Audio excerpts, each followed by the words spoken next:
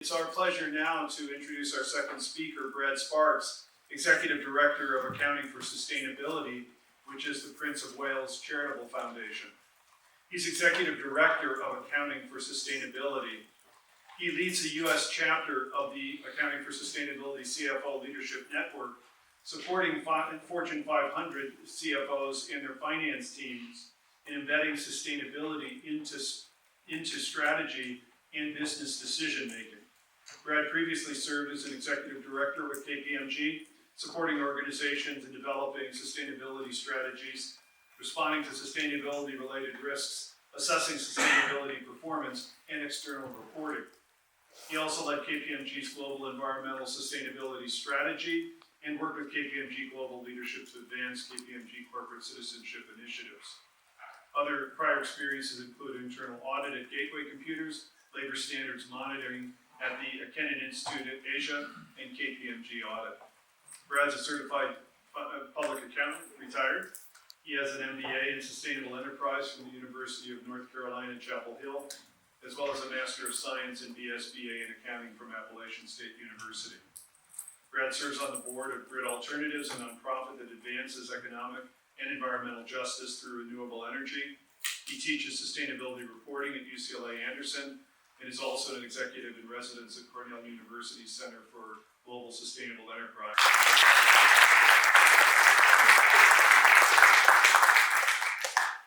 All right, well thank you for that kind introduction. So I'm really excited to be here today and to really see what LMU is doing and how they're thinking around sustainability and the opportunity to share with you as students what these opportunities are for you as you enter into your careers and what you should and can be thinking about when you think about sustainable business. There's a huge opportunity and a responsibility for all of us to get more engaged into these topics.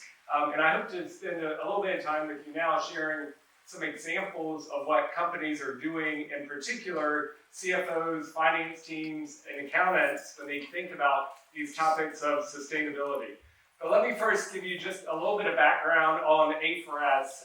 As was mentioned, A4S was founded by His now Majesty the King, King Charles, back in 2004, who set up his own moonshot. And that moonshot was to transform the finance and accounting systems that were being used at that time to be a bit more reflective and receptive to the challenges that we're going to be facing, all of us, in the 21st century. Essentially, he recognized back then, as he did and has been involved in environmental issues for decades, that the finance and accounting ecosystem that we were using at the beginning of this century was not fit for purpose. It wasn't going to be responsive to the environmental and the social challenges that we're all facing today, and those that I think we all now have come to appreciate and recognize over the last several years. So that's what we do at A4S, and we do that through a few ways. One, we work directly with CFOs, we work with finance teams and educational courses, and we also work to set up standards and frameworks for organizations to respond. I'm sure later today you'll hear a little bit about TCFD, Task Force for Climate-Related Financial Disclosures. That originated through A4S. The International Integrated Reporting Council, which developed this concept of integrated reporting, which you'll probably learn about as well, incubated itself through A4S. So we've been instrumental in really helping think through some of these things and put them at the forefront of business and business education in thinking about the path forward. We also publish a number of different guides and practical guidance on our website. Everything's available for open source materials at a4s.org and gets to very specific practical examples of what companies are doing today. And some of those companies we highlight are those from our,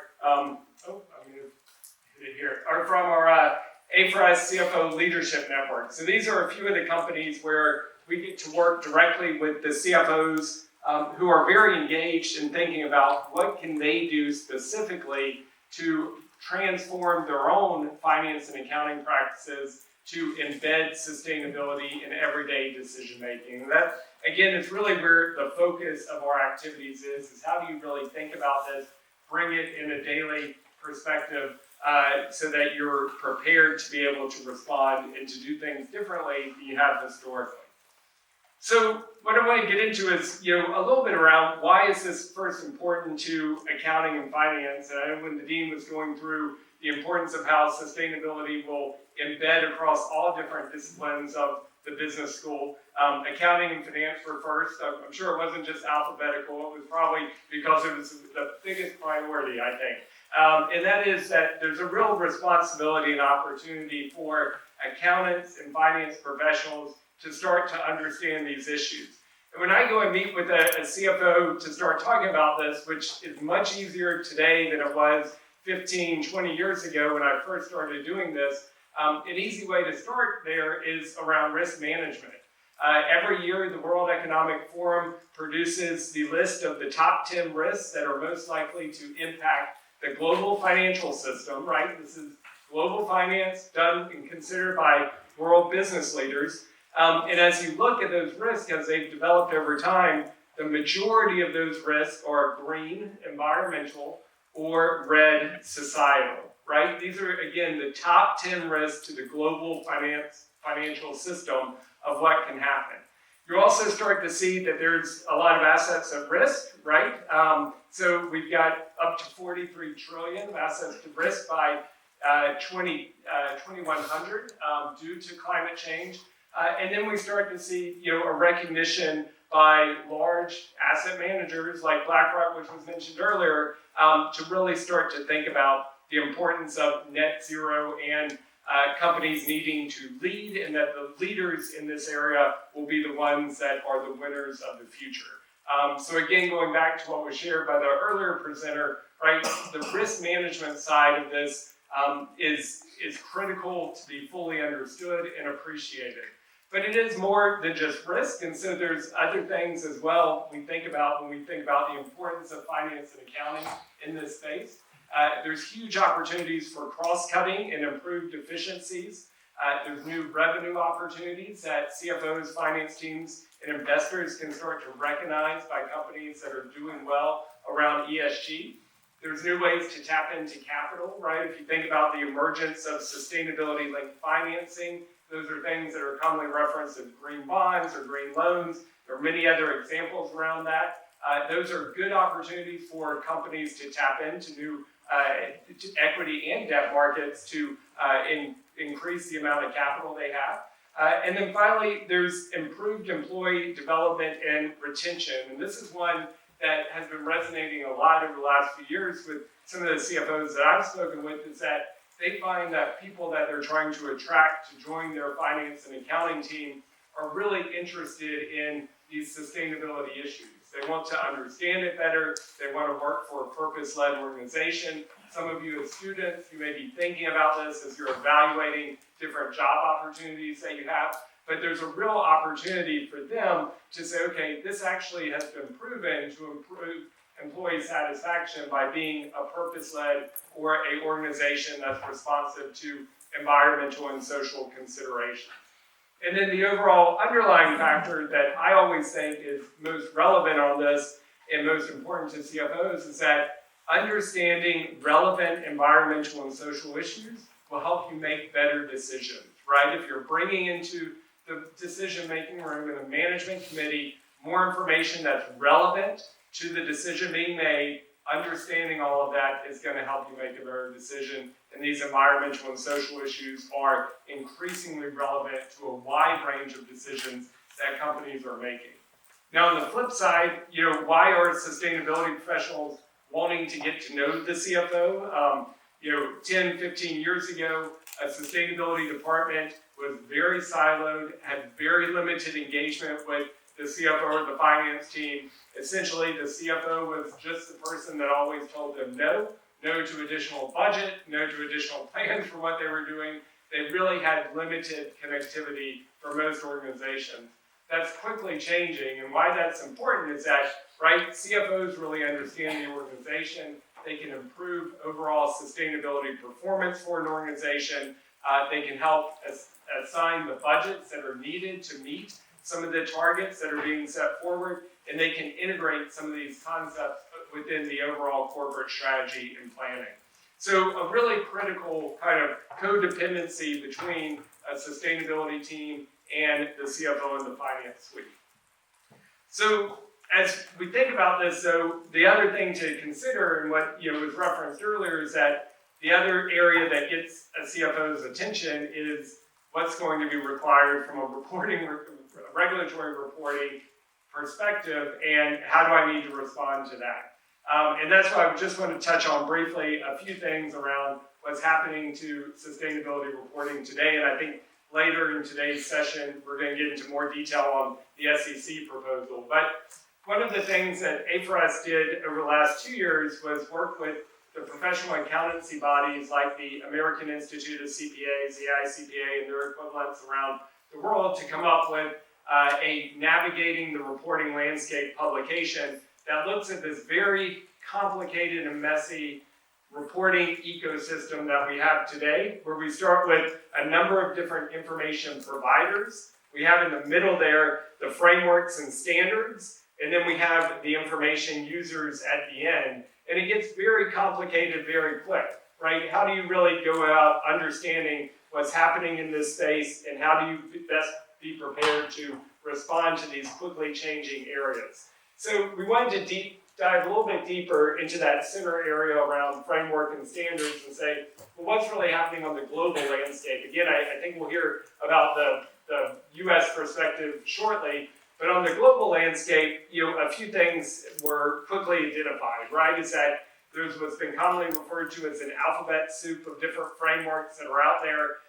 Some of those and many of those started in the US, but may have gone global. The Global Reporting Initiative, the Sustainability Accounting Standards Board, two really popular and well-known examples, but there are many others as well. But that alphabet soup leads to a lot of cost and complexity for a CFO and finance team to respond. There's also a selective use of voluntary standards, right? A lot of this historically has been voluntary reporting. So companies would pick and choose what they reported on. They report on information that may not be comparable to others in their sector or industry.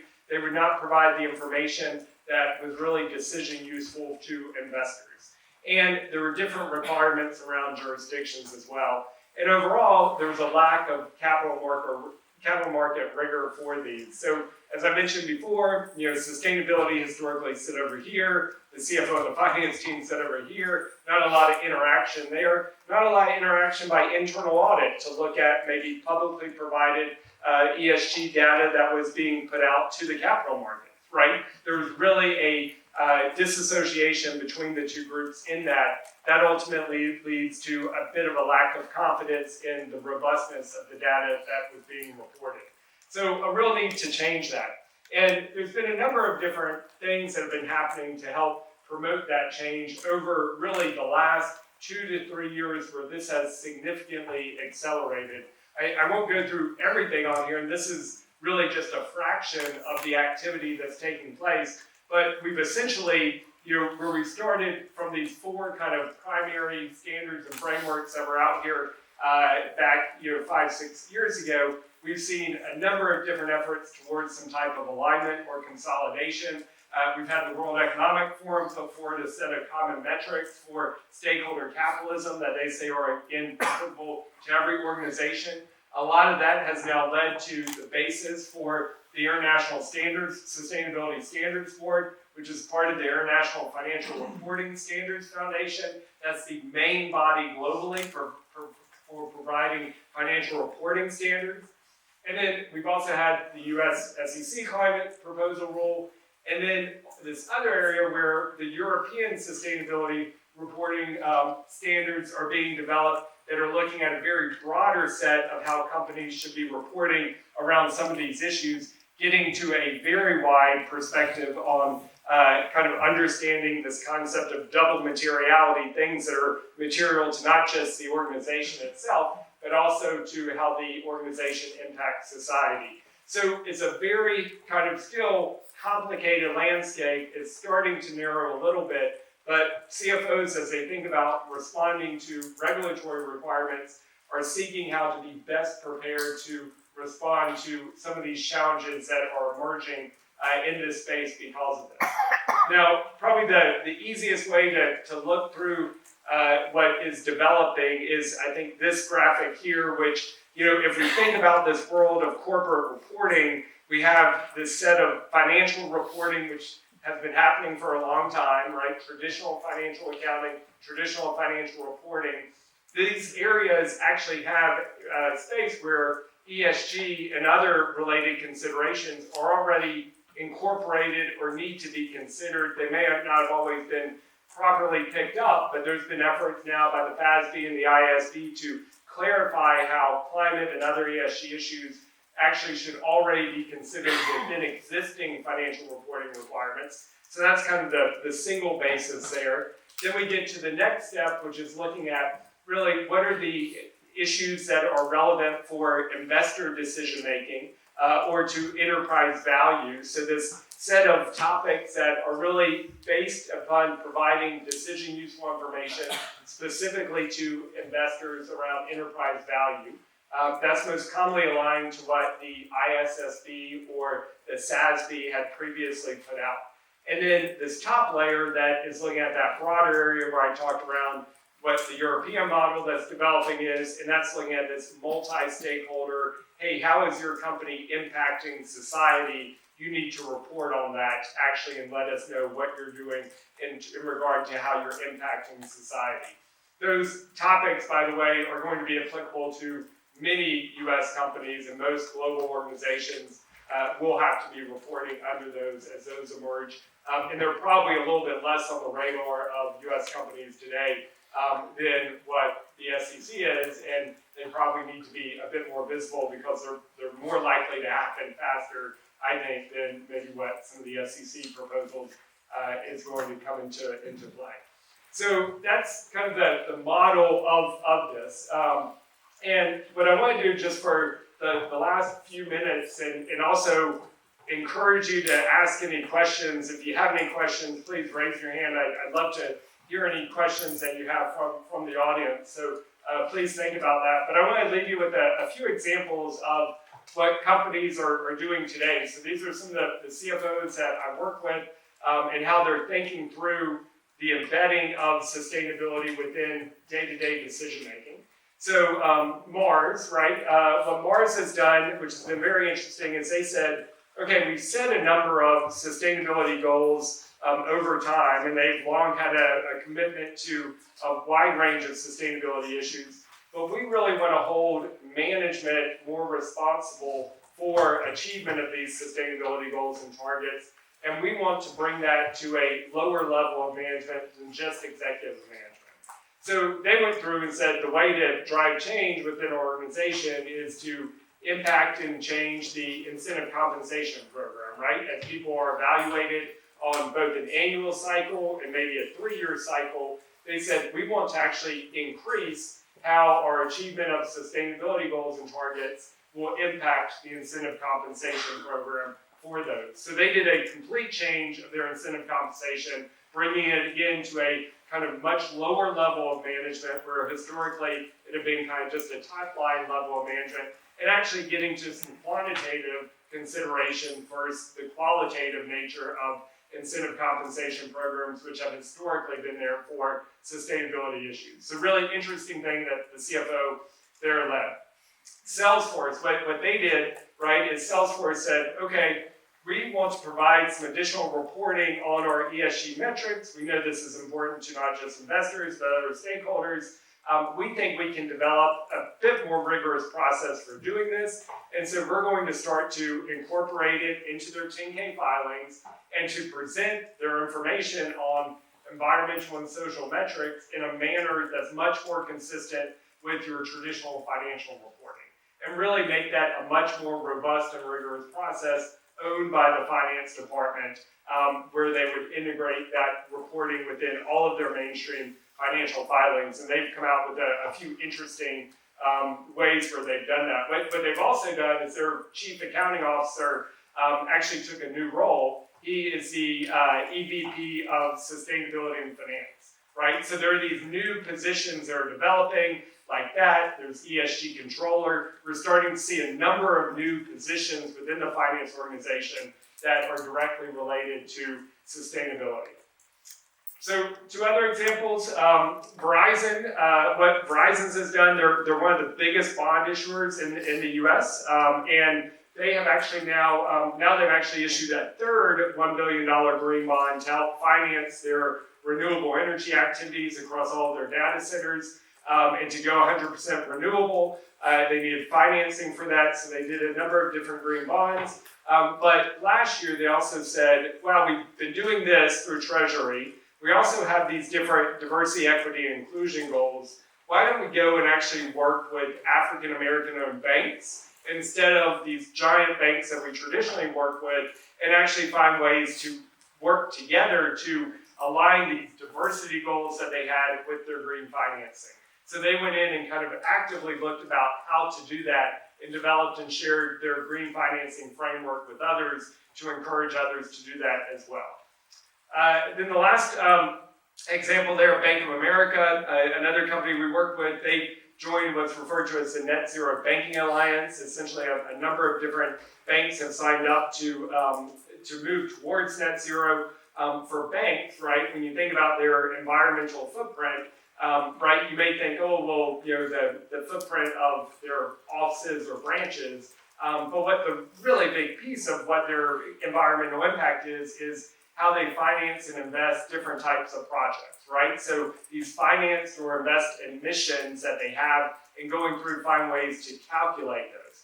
And so just 2 weeks ago, I was with the Chief Accounting Officer of Bank of America and others of these Net Zero Banking Alliance participants to say, okay, what are the challenges in trying to figure out how to do this? What are the gaps around data? How can you as accountants and leading this within your organization think about ways to fulfill these gaps?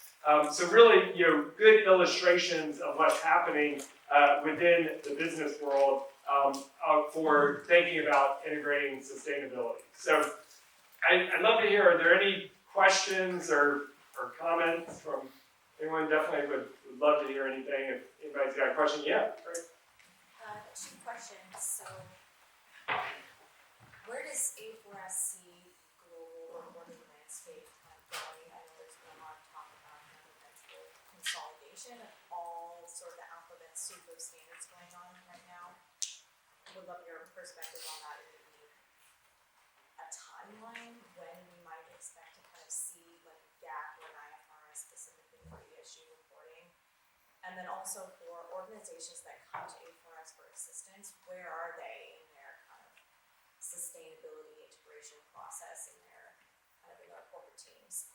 Yeah, thank you. So great question. So first, global alignment of standards. What we did, about 3 months ago was we got, I think now we're at 95 CFOs to collectively sign a statement that we sent to the IFRS, and we've had some direct engagement with IFRS Foundation leadership to say, okay, here's what the number one concern is, and that is to make sure there's global alignment of these standards, right? There may not be necessarily where everyone's reporting to one single standard. There may be this European standard here, this other international standard here, maybe a regional standard here, right? But these things should be in sync, and if you're asking around scope 1 or 2 greenhouse gas emissions, all of those standards should require that in the same way, right? Like you don't want one standard setting having a slight variation of reporting on a specific topic when they should all be aligned. And that's what historically has happened. If you look at something like, how do automobile manufacturers report on their environmental impact and climate impact in the past, it may be, number of NEV vehicles that they sell, it may be greenhouse gas emissions, or different ways to do that, right? So first is to figure that out and get some alignment.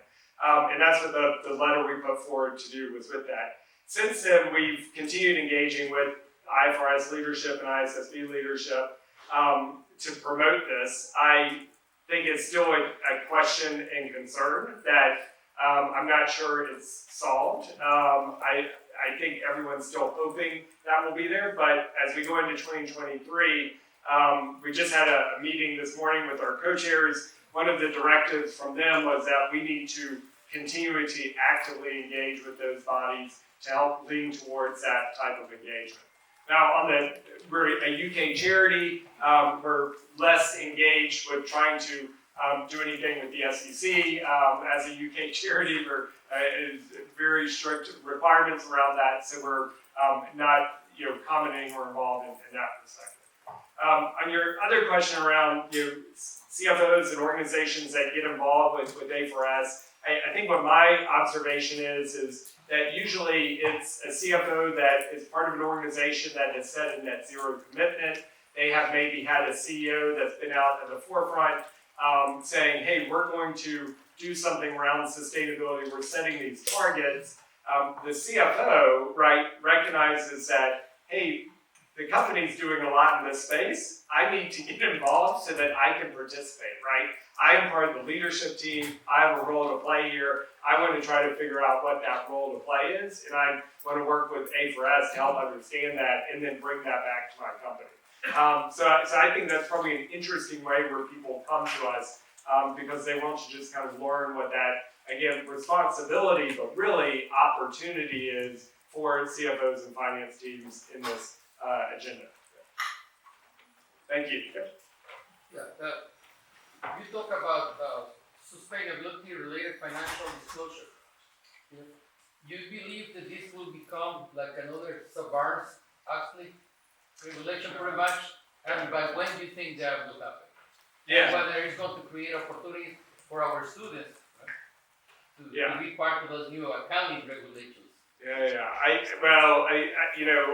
have my opinion on that. I think another way to look at that is see where the big four firms have been hiring and the number of ESG related job roles that they've been posting, right? I think when you look at that, you realize the huge transformation that is going to have to be undertaken by CFOs and finance teams to be able to respond, right? All focus is on the SEC in the US. But again, most of these European standards are going to be relevant to many US organizations. They are going to require assurance on this. That requires having the controls and systems in place to be able to meet those assurance requirements, and then the auditors with the skill sets to be able to provide that. I think, I probably worked with at least 3 CFOs who have specifically told me that they now, as they go out for a Big Four audit tender, they are only including within that a requirement that they're also able to provide assurance on the non-financial, these ESG metrics, and that they expect to see that in the proposal that they get when they're going out for new financial statement assurance. So it's an expectation from them. And I think it's indicative of how things are changing, and it's a change that people are not going back to, right? This is a different future than what we've had in the past. So, thank you. Thank you very much.